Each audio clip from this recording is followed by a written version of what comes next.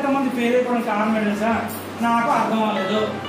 Simple చెప్పి ఒకేంటి ఎంత చెప్పారండి, అసలు నేను ఏం చేయాలని అడుగుతాను. నేను అన్నీ అయిపోతాయి, మొత్తం కబడి అయిపోతాయి.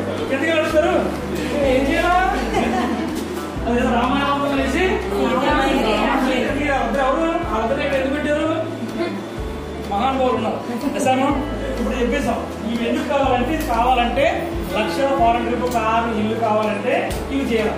నాకు వద్దు అనుకుంటే అవసరం. అర్థమైందా? నాకు ఇవి కావాలంటే ఇవి చేయాలి. Any more doubts? ఇప్పుడు మేజర్ వచ్చే డౌట్ ఏంటి తెలుసా?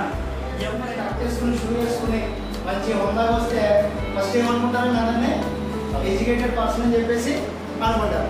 చాలా మంది ఎడ్యుకేటెడ్ పర్సన్ ఇల్లు చేయాలమ్మో మనం కాదని చెప్పేసి మీటింగ్ లేకుండా మంచిగా పోతుంటారు. అవునండి కదా? ఫస్ట్లో నేను కూడా అలా వెళ్ళిపోయాను అనమాట. ఫస్ట్లో మరి బిజినెస్కి మా అప్లైలో నాకన్నా పెద్ద వ్యక్తి ట్రాక్టర్ డ్రైవర్.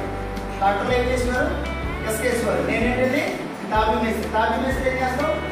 వాటర్ కడుతుంటాం, సిమెంట్ చేస్తుంటాం. ఇదే కదా మన పని. ఆయన చెప్పినప్పుడు ఈ బిజినెస్కి నాకు చెట్ట కాదు బాబు, ఎందుకంటే ఆ బిజినెస్కి నేను చెట్ట కాను.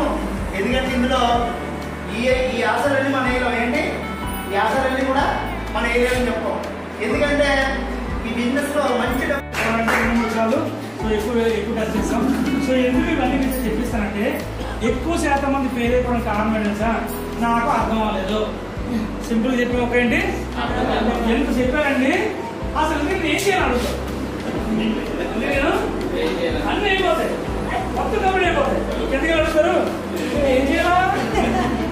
అదేదో రామాయణం వేసి ఎవరు అర్థం ఎందుకు పెట్టారు?